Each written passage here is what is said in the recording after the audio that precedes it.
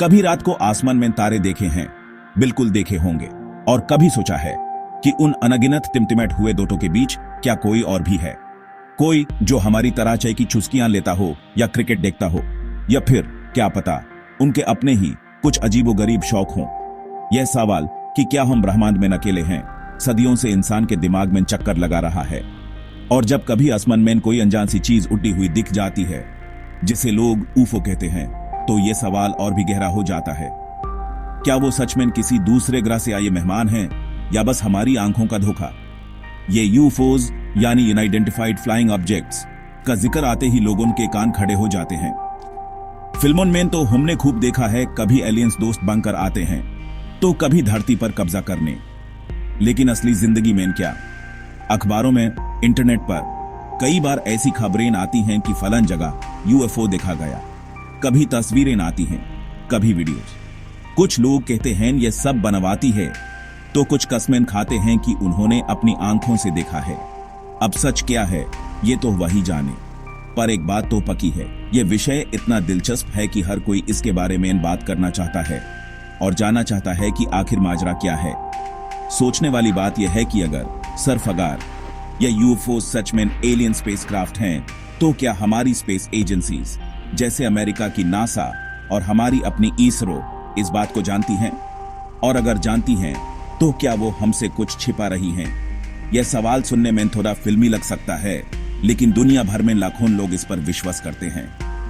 उनका मानना है कि सरकारें और स्पेस एजेंसीज एलियन से कांटेक्ट कर चुकी हैं, या कम से कम उनके बारे में बहुत कुछ जानती हैं, लेकिन जानबूझकर ये बातें नाम जानता से छिपा रही हैं। अब इसमें कितनी सच्चाई है, ये तो एक बहुत बड़ा राज है। तो आज हम इसी अनोखे और रोमांचक विषय पर थोड़ी गुफ्तगू करेंगे। हम देखेंगे कि नासा और इसरो क्या करते हैं, उनके बड़े बड़े मिशन कौन से हैं, और फिर उन सबूतों पर नजर डालेंगे जिनके आधार पर लोग कहते हैं कि एलियन कांटेक्ट हो चुका है। हम एजेंसीज का ऑफिशियल स्टैंड भी जानेंगे और यह भी देखेंगे कि दुनिया के बड़े साइंटिस्ट इस बारे में क्या सोचते हैं। तो कुर्सी की पेटी बांध लीजिए, क्योंकि यह सफर बड़ा ही दिलचस्प होने वाला है। कहीं ऐसा ना हो कि सच्चाई हमारे सामने हो और हम यूं देखकर भी अनदेखा कर रहे हों। चलिए पर्दा उठाते हैं इस रहस्य से। तो पहले मिल लेते हैं हमारे स्पेस के सुपर हीरो से, नासा और आईएसआरओ। नासा, जिसका पूरा नाम है national aeronautics and space administration, America की स्पेस एजेंसी है। भाई वाह, नाम में ही कितना वजन है। इनका काम है आसमान और उसके पार की दुनिया को एक्सप्लोर करना, नए ग्रहों को खोजना और यह पता लगाना कि क्या कहीं और भी जीवन है। आपने चांद पर इंसान के कदम रखने वाली कहानी तो सुनी ही होगी।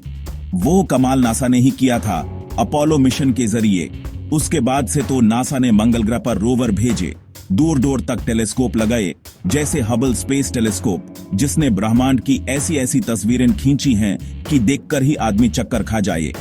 अब आते हैं अपने देश की शान इसरो यानी इंडियन स्पेस रिसर्च ऑर्गेनाइजेशन पर। हमारा इसरो भी किसी से कम नहीं है भाई। कम बजट में बड़े बड़े काम करने में तो इसरो का कोई मुकाबला ही नहीं। चंद्रयान मिशन से हमने चंद्र पर पानी खोजा और मंगलयान मिशन से पहली ही कोशिश में मंगल ग्रह तक पहुंच गए, और वो भी हॉलीवुड की फिल्म से कम खर्चे में। इसरो सिर्फ ग्रहों की खोज ही नहीं करता, बल्कि हमारे देश के लिए सैटेलाइट भी लॉन्च करता है, जिसे टीवी चलता है, फोन पर बात होती है और मौसम का भी पता चलता है।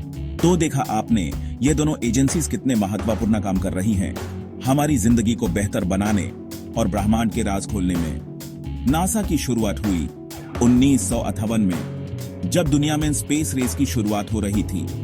उनका मकसद था अमेरिका को स्पेस एक्सप्लोरेशन में सबसे आगे ले जाना, और उन्होंने ये करके भी दिखाया। मर्क्यूरी, जेमिनी, अपोलो मिशन से लेकर स्पेस शटल प्रोग्राम तक नासा ने कई ऐतिहासिक उपलब्धियां हासिल की हैं। आजकल नासा आर्टेमिस प्रोग्राम पर काम कर रहा है, जिसका लक्ष्य है इंसान को फिर से चांद पर भेजना और इस बार वहां एक परमानेंट बेस बनाना। इसके अलावा जेम्स वेब स्पेस टेलीस्कोप जैसे प्रोजेक्ट्स ब्रह्मांड के शुरुआती दिनों की झलक दिखा रहे हैं और ये खोज रहे हैं कि क्या किसी और ग्रह पर जीवन के लिए अनुकूल परिस्थितियां हैं। इसरो हमारी अपनी एजेंसी 1969 में स्थापित हुई थी। डॉक्टर विक्रम साराभाई, जिन्हें इंडियन स्पेस प्रोग्राम का जनक कहा जाता है, उनका सपना था कि स्पेस टेक्नोलॉजी का इस्तेमाल देश के विकास के लिए हो। और इसरो ने इस सपने को बखूबी पूरा किया है। पहले सैटेलाइट आर्यभट्टा से लेकर आज के GSLV रॉकेट्स तक इसरो ने एक लंबा और सफल सफर तय किया है। चंद्रयान और मंगलयान के अलावा इसरो गगनयान मिशन पर भी काम कर रहा है, जिसका मकसद है भारतीय एस्ट्रोनॉट्स को स्पेस में भेजना। ये दोनों ही एजेंसीज अपने अपने तरीके से इंसानियत को आगे बढ़ा रही हैं और हमारे ज्ञान के दायरे को विस्तार दे रही हैं। इनकी मेहनत और लगन से ही हम आसमान के पार देखने का साहस कर पाते हैं। अब बात करते हैं एक ऐसे सिग्नल की जिसने दुनिया भर के वैज्ञानिकों को चौंका दिया था।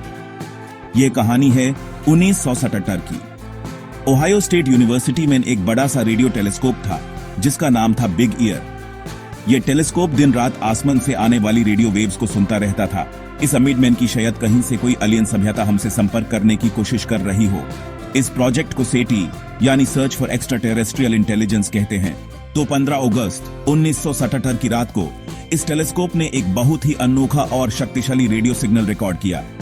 यह सिग्नल इतना अजीब था कि जब एक साइंटिस्ट जेरी एमन ने यूज डेटा प्रिंट आउट पर देखा तो वो इतने हैरान हुए कि उन्होंने उस पर लाल पेन से वाव लिख दिया।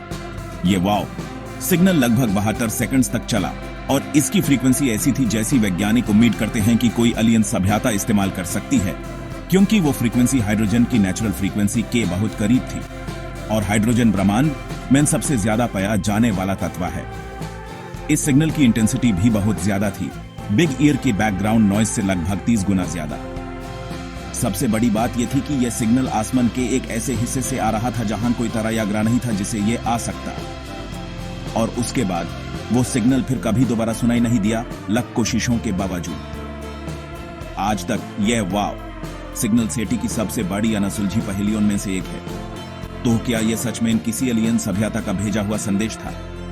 कुछ लोग तो यही मानते हैं। उनका कहना है कि सिग्नल की प्रकृति और शक्ति इस बात की तरफ इशारा करती है कि यह किसी प्राकृतिक स्रोत से नहीं आ सकता। शायद कोई हमसे हेलो कहने की कोशिश कर रहा था और हम उनका जवाब नहीं दे पाए या उनकी भाषा नहीं समझ पाए। इस सिग्नल ने एलियन लाइफ की खोज को एक नया जोश दिया। सेटी के वैज्ञानिक आज भी इस उम्मीद में हैं कि शायद कभी वो सिग्नल दोबारा सुने दे या कोई और ऐसा ही सिग्नल माइल। पर अब तक वाव सिग्नल एक इकलौता ऐसा मजबूत सुराग है जो शायद किसी और दुनिया से आया था। लेकिन हर कहानी के दो पहलू होते हैं।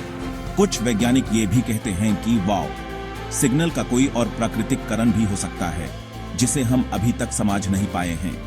हो सकता है यह किसी बहुत दूर के क्वेसर से आया हो या किसी अनजान एस्ट्रोनॉमिकल फिनोमेनन का नतीजा हो। एक थ्योरी यह भी थी कि शायद यह किसी अर्थ ऑर्बिटिंग सैटेलाइट से रिफ्लेक्ट होकर आया हो, लेकिन इसकी भी कोई पुष्टि नहीं हो सकी। सच्चाई जो भी हो, वाव सिग्नल ने हमारे दिमाग में यह सवाल तो डाल ही दिया है कि अगर वो एक एलियन कॉल थी तो क्या ऐसी और भी कॉल्स हैं जिन्हें हम सुन नहीं पा रहे? और क्या हमारी एजेंसीज इस बारे में कुछ जानती हैं जो हमें नहीं पता? अब चलिए मिलते हैं उन लोगों से जो स्पेस में जा चुके हैं, हमारे एस्ट्रोनॉट्स। इन लोगों ने धरती को आसमान से देखा है, तारों को करीब से महसूस किया है और कई बार इन एस्ट्रोनॉट्स ने भी ऐसी चीजें देखने का दावा किया है जिन्हें वो समझ नहीं पाए। नासा के कई पुराने एस्ट्रोनॉट्स ने अपने अनुभव शेयर किए हैं जहां उन्होंने यूएफओज या ऐसी अनजान चीजों को देखा जो उनके स्पेसक्राफ्ट के आसपास मंडरा रही थी। फॉर एग्जाम्पल, मर्करी मिशन की एस्ट्रोनॉट गॉर्डन कूपर ने कहा था कि उन्होंने 1951 में जर्मनी के ऊपर उठे हुए मेटालिक सॉसर शेप डिस्क्स देखे थे और बाद में 1963 में अपने मर्करी फ्लाइट के दौरान भी एक ग्लोइंग ग्रीनिश ऑब्जेक्ट को अपने कैप्सूल की तरफ आते देखा। एक और मशहूर किस्सा है अपोलो 11 मिशन का, वही मिशन जिसे नील आर्मस्ट्रांग और बज ऑल्ड्रिन चांद पर उतरे थे। कहा जाता है कि चांद की तरफ जाते हुए एस्ट्रोनॉट्स ने एक अजीब सी रोशनी देखी जो उनके स्पेसक्राफ्ट का पीछा कर रही थी। उन्होंने नासा मिशन कंट्रोल से पूछा भी कि क्या उनके रॉकेट का कोई हिस्सा SIVB स्टेज उनके आसपास है। कंट्रोल ने कहा कि वो हिस्सा तो बहुत दूर है। तो फिर वो क्या चीज थी? बज ऑल्ड्रिन ने बाद में इंटरव्यूज में इस घटना का जिक्र किया, लेकिन उन्होंने ये भी कहा कि वो शायद स्पेसक्राफ्ट के पैनल का रिफ्लेक्शन हो सकता है। लेकिन यूएफओ बिलीवर्स के लिए तो ये एक पक्का सबूत था कि एलियंस अपोलो 11 पर नजर रखे हुए थे। नासा का ऑफिशियल स्टैंड इन सभी घटनाओं पर यही रहा है कि ये या तो स्पेस डिब्री, आइस क्रिस्टल्स या एस्ट्रोनॉट्स की आंखों का धोखा यानी ऑप्टिकल इल्यूजन्स था। उनका कहना है कि स्पेस का एनवायरनमेंट बहुत अजीब होता है और वहां ऐसी चीजें दिख सकती हैं जो धरती पर नहीं दिखती। फॉर एग्जाम्पल, जब रॉकेट से कोई छोटा सा टुकड़ा अलग होता है और उस पर सूरज की रोशनी पड़ती है तो वो भी चमकदार यूएफओ जैसा लग सकता है। नासा ने एस्ट्रोनॉट्स के द्वारा रिपोर्ट किए गए कई यूएफओ साइटिंग्स की जांच की है और उनके लिए लॉजिकल एक्सप्लेनेशंस देने की कोशिश की है, लेकिन इन डिबंकिंग से कॉन्स्पिरेसी थ्योरिस्ट्स और भी ज्यादा शूर हो जाते हैं कि नासा कुछ छिपा रहा है। एडगर मिचेल, जो अपोलो 14 मिशन के एस्ट्रोनॉट द और चंद पर चलने वाले छठे इंसान बने, वो तो खुले आम कहते थे कि एलियंस का अस्तित्व है और सरकारें इस बात को छिपा रही हैं। उनका दावा था कि रोसवेल घटना, जिसके बारे में हम बाद में बात करेंगे, सच थी और एलियंस कई बार धरती पर आ चुके हैं। हालांकि नासा ने मिचेल के दावों से हमेशा खुद को अलग रखा। तो एक तरफ हैं एस्ट्रोनॉट्स के अपने अनुभव और दावे और दूसरी तरफ है एजेंसी का ऑफिशियल एक्सप्लेनेशन। अब किस पर विश्वास किया जाए यह तो हर किसी को खुद तय करना है, पर यह बात तो है कि जब आसमान में इतने अनुभव लोग कुछ अजीब देखते हैं तो उसे आसानी से नजरअंदाज नहीं किया जा सकता। अब जरा अपने देश की तरफ नजर डालते हैं। क्या आईएसआरओ के पास भी एलियंस या यूएफओज से जुड़ी कोई अनोखी कहानी है? वैसे तो आईएसआरओ इस मामले में ज्यादा कुछ कहता नहीं है और उनका फोकस हमेशा अपने साइंटिफिक मिशंस पर ही रहा है, लेकिन इसका मतलब यह नहीं कि भारत में यूएफओ साइटिंग्स या ऐसी अनोखी घटनाओं की खबरें नहीं आती, बल्कि हिमालय के कुछ इलाके, खास करके लद्दाख में कोंकाला पास, यूएफओज और एलियन बेस होने की अफवाहों के लिए काफी मशहूर हैं। यह इलाका इंडिया और चाइना बॉर्डर के पास है और यहां आम लोगों का जाना माना है।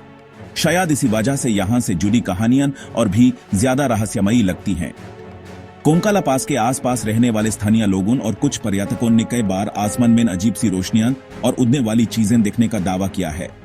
कुछ लोगों का तो यह भी कहना है कि उन्होंने वहां जमीन के अंदर जाते हुए या बाहर आते हुए यूएफओज देखे हैं, जैसे वहां कोई अंडरग्राउंड एलियन बेस हो। इंटरनेट पर आपको ऐसी कई कहानियां और आई विटनेस अकाउंट्स मिल जाएंगे। इन दावों में कितनी सच्चाई है यह कहना मुश्किल है, क्योंकि इस इलाके में मिलिट्री प्रेजेंस भी है और वहां होने वाली किसी भी एक्टिविटी को आसानी से यूएफओ से जोड़ दिया जाता है।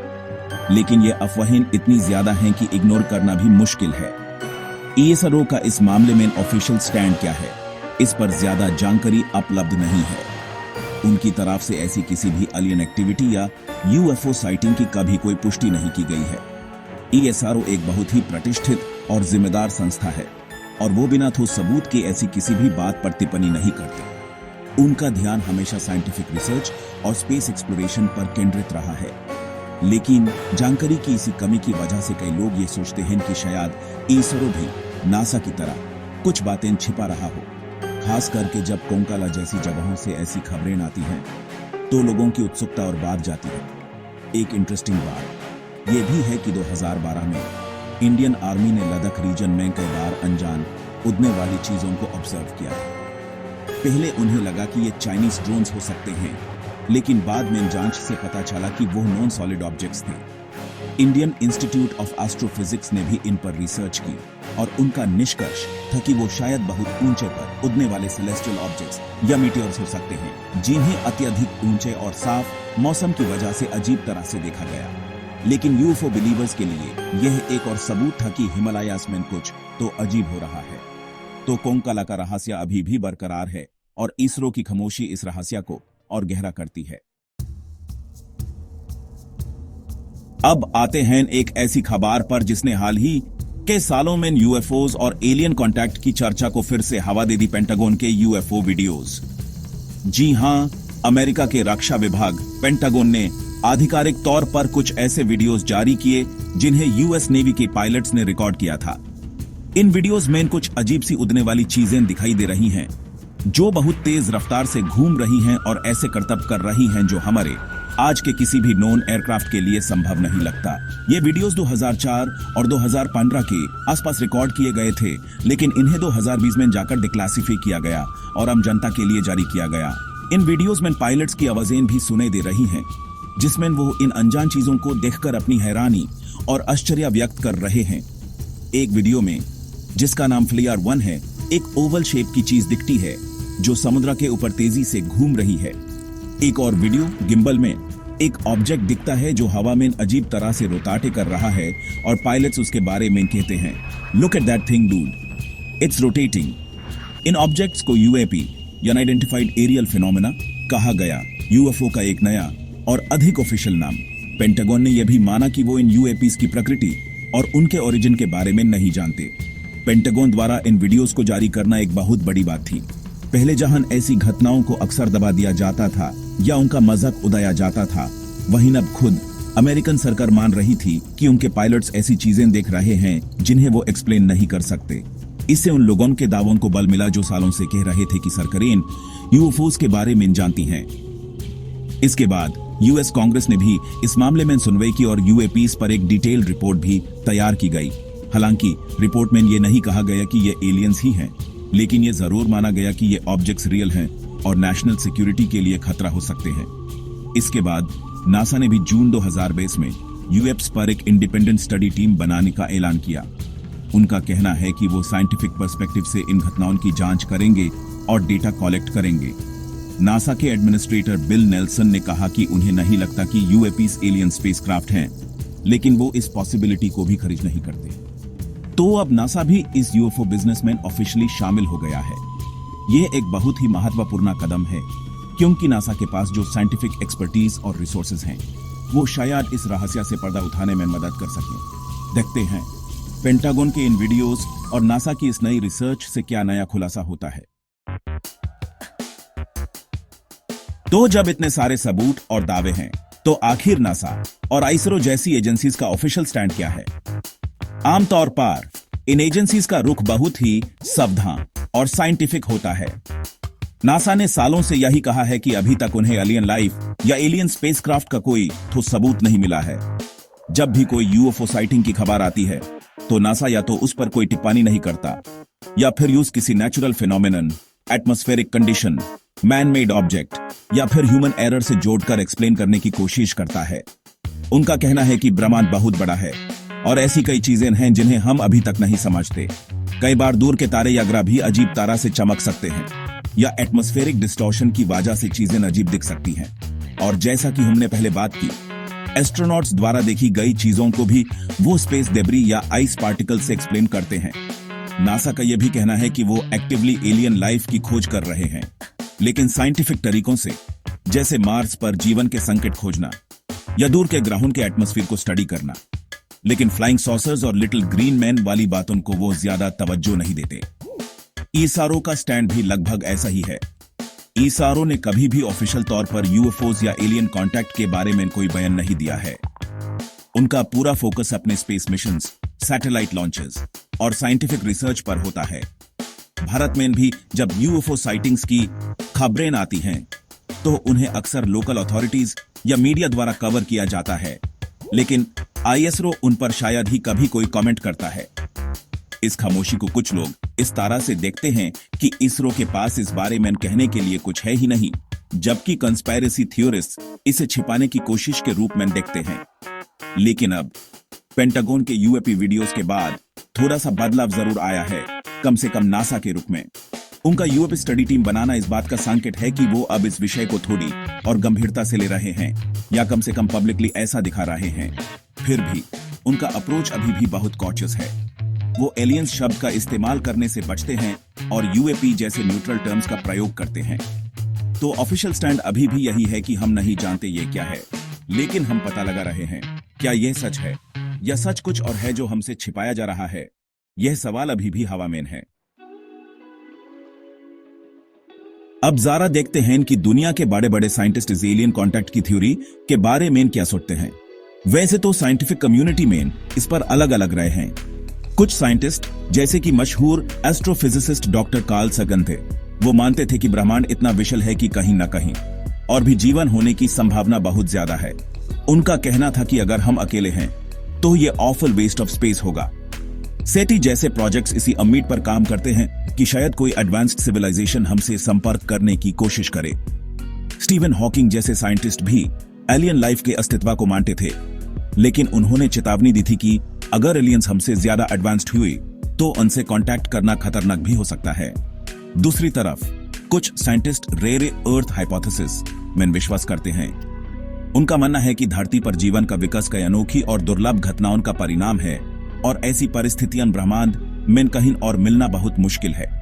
इसलिए वो कहते हैं कि शायद हम सच में अकेले ही हैं, या कम से कम इंटेलिजेंट लाइफ बहुत ही दुर्लभ है। यूएफओ साइटिंग्स और एलियन अबडक्शन की कहानियों को ज्यादातर साइंटिस्ट आमतौर पर स्केप्टिसिज्म से देखते हैं। उनका कहना है कि इनके लिए तो साइंटिफिक सबूत नहीं है और ये अक्सर मिसआइडेंटिफिकेशन, साइकोलॉजिकल फैक्टर्स या हॉक्सेस का नतीजा होती हैं। उन्हें extraordinary claims require extraordinary evidence वाला प्रिंसिपल ज्यादा पसंद है। अब अगर हम भारत की बात करें तो यहाँ भी लोगों में एलियंस और यूएफओस को लेकर काफी उत्सुकता है। हमारी पुरानी कहानियों और ग्रंथों में भी उड़ने वाले रथों, विमानस और दूसरे लोगों के प्राणियों का जिक्र मिलता है। इसलिए कई लोगों के लिए एलियन लाइफ का कंसेप्ट नया नहीं है। शहरों से लेकर गांव तक लोग आसमान में अजीब चीजें देखने की बातें करते हैं और जब भी कोई ऐसी खबर आती है तो वो तेजी से फैलती है। सोशल मीडिया और इंटरनेट के जमाने में तो ये और भी आसान हो गया है। लोग नासा और आईएसआरओ से भी उम्मीद रखते हैं कि वो इस रहस्य से पर्दा उठाएंगे। हालांकि भारत में साइंटिफिक टेम्पर को बढ़ावा देने की भी कोशिश की जाती है और लोगों को अंधविश्वास से दूर रहने की सलाह दी जाती है। लेकिन जब बात एलियंस की आती है तो क्यूरियोसिटी और इमेजिनेशन काफी हद तक हावी हो जाते हैं। कई लोग यह भी सोचते हैं कि अगर एलियंस सच में आते हैं तो क्या वो हमारे दोस्त होंगे या दुश्मन? क्या वो हमारी मदद करेंगे या हमसे कुछ चाहेंगे? यह सवाल सिर्फ भारत में ही नहीं बल्कि पूरी दुनिया में लोगों के दिमाग में है और जब तक कोई आखिरी सच सामने नहीं आ जाता तब तक ये कल्पनाएं और अनुमान चलते रहेंगे। तो भाइयों और बहनों, इतनी लंबी चर्चा के बाद हम कहां पहुंचे? क्या नासा और इसरो सच में एलियंस से कांटेक्ट छिपा रहे हैं? इसका जवाब शायद ही है। एक तरफ हैं वो सबूत और दावे जो इस बात की तरफ इशारा करते हैं कि कुछ तो है जो हमसे छिपाया जा रहा है। वाओ, सिग्नल, एस्ट्रोनॉट्स के अनुभव, कोंकला के रहस्य और अब पेंटागन के यूएफ वीडियोस, ये सब चीजें हमें सोचने पर मजबूर करती हैं कि क्या पर्दे के पीछे कोई और ही कहानी चल रही है। क्या सरकारें और स्पेस एजेंसीज इसलिए चुप हैं क्योंकि वो जानती हैं कि सच्चाई आम जनता को डरा सकती है या उनकी समझ से परे हो सकती है? दूसरी तरफ है एजेंसीज का ऑफिशियल स्टैंड जो कहता है कि अभी तक एलियन कांटेक्ट का कोई ठोस सबूत नहीं मिला है। वो हर अनजान चीज को साइंटिफिक तरीके से एक्सप्लेन करने की कोशिश करते हैं और उनका फोकस रियल साइंस पर है। कई साइंटिस्ट भी इस बात से सहमत हैं कि यूएफओस और एलियन अबडक्शन की कहानियां ज्यादातर काल्पनिक होती हैं, लेकिन शायद का ये जो छोटा सा शब्द है ये बहुत इंपॉर्टेंट है। जब तक हम 100% श्योर नहीं हो जाते कि एलियंस नहीं है या वो हमसे कांटेक्ट नहीं कर रहे हैं तब तक ये शायद जिंदा रहेगा। और इसी शायद में छिपी है इंसान की वो अनंत जिज्ञासा, वो क्यूरियोसिटी जो उस नए नए राज खोलने के लिए प्रेरित करती है। तो हमें क्या करना चाहिए? क्या हमें एजेंसीज की हर बात पर आंख बैंड करके विश्वास कर लेना चाहिए या हर कंस्पिरेसी थ्योरी को सच मान लेना चाहिए? शायद दोनों ही तरीके सही नहीं हैं। सही तरीका है सवाल पूछते रहना, अपने दिमाग को खुला रखना, क्रिटिकल थिंकिंग का इस्तेमाल करना। अगर कोई चीज समझ में ना आए तो उसके बारे में और जानकारी हासिल करने की कोशिश करना। नासा हो या इसरो, ये हमारी ही एजेंसीज हैं और उनसे सवाल करना हमारा हक है, लेकिन सवाल भी आधार पर होने चाहिए, सिर्फ सुनी सुने बातों पर नहीं। और सबसे जरूरी बात, अपनी क्यूरियोसिटी को कभी मरने ना दें। यह ब्रह्मांड इतना बड़ा और इतना अद्भुत है कि इसके राज कभी खत्म नहीं होंगे। आज हम एलियंस की बात कर रहे हैं, कल शायद किसी और अनोखी चीज की बात करेंगे। तो खोजते रहिए, पढ़ते रहिए और सवाल पूछते रहिए। क्या पता कल को आप ही कोई ऐसी खोज कर दें जो दुनिया को हैरान कर दे। और अगर एलियंस सच में हैं तो उम्मीद करते हैं कि वो हमारे शो के फन होंगे। चलिए इसी उम्मीद के साथ आज की बात यहीं खत्म करते हैं। हंसते रहिए और सोचते रहिए। नमस्ते।